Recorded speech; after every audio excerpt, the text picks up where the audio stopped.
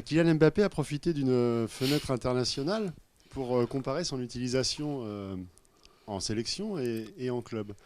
Euh, Est-ce que c'est une réflexion qu'il avait déjà partagée avec vous?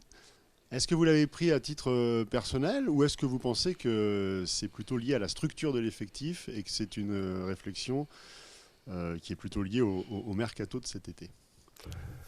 Je vous remercie pour pour cette question. Je vous en remercie vraiment parce que vous avez donné la réponse. Et les réponses. Oui, on en a déjà parlé. Déjà, son analyse est juste. Et il n'est pas dans la même configuration chez nous qu'avec notre équipe nationale. Mais c'est des discussions que nous avions eues pendant la préparation.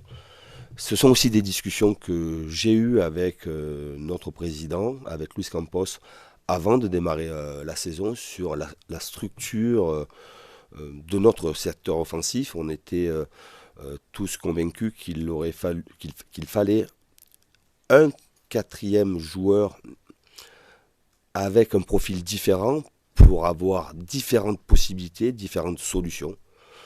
Ce quatrième joueur, ce quatrième joueur avec ce profil différent n'est pas venu. Et c'est dommage, c'est comme ça. Mais c'est une réflexion juste de la part de Kylian qui a le joueur de référence dont on a parlé avec notre président et avec Luis Campos. Il a ce joueur de référence quand Olivier Giroud joue à ses côtés en équipe de France. Nous, on a une autre animation, on n'a pas ce profil-là, on a d'autres profils, mais qui sont aussi tout très intéressants. Et la preuve en est, Kylian est aujourd'hui, 7 matchs de championnat, 7 buts, 2 matchs de Champions League, 3 buts. Il n'est pas dans exactement la même utilisation, mais la relation technique qu'il y a entre Léo et Kylian est vraiment différente de ce qui peut se passer en équipe nationale avec Griezmann, Karim Benzema, voire Olivier Giroud. Bonjour Christophe, Bonjour. Loïc Tanzi, l'équipe. Je rebondis sur la question de Philippe. Est-ce que ça veut dire justement que Kylian aujourd'hui l'a accepté, le fait d'avoir moins de liberté au PSG qu'en équipe de France? Alors, je je pense pas que Kylian ait moins de liberté. Je pense pas qu'il ait moins de liberté. Il est sûrement beaucoup plus...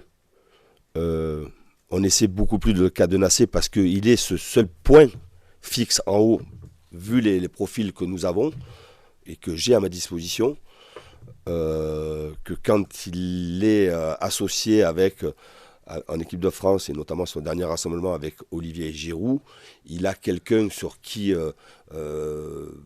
il peut trouver d'autres espaces et il a d'autres déplacements possibles à faire parce qu'il a un point de fixation qui s'appelle Olivier Giroud.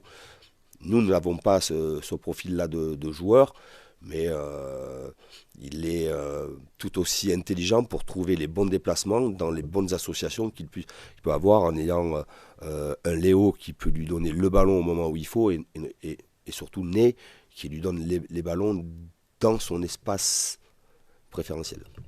Je voulais savoir comment vous réagissiez aux déclarations de Julien Fournier qu'il a faites hier sur RMC concernant votre rupture, le fait qu'ils disent que ce soit de l'extra-sportif et des choses qui ne vaut mieux pas être dévoilées, car ça vous gâcherait l'avenir dans un vestiaire français ou étranger. Il est prétentieux. Je ne suis pas surpris. Je ne suis pas surpris de la manière dont il s'est exprimé. Je ne suis pas surpris non plus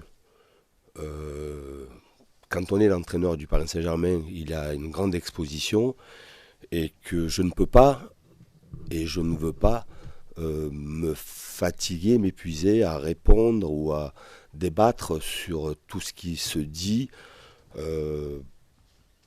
parce que la fonction fait que automatiquement on crée un débat après l'autre, les uns après les autres. Sur la forme, je ne suis pas surpris, connaissant le personnage. Et voilà ce que j'ai à vous dire. vraiment pas surpris du tout.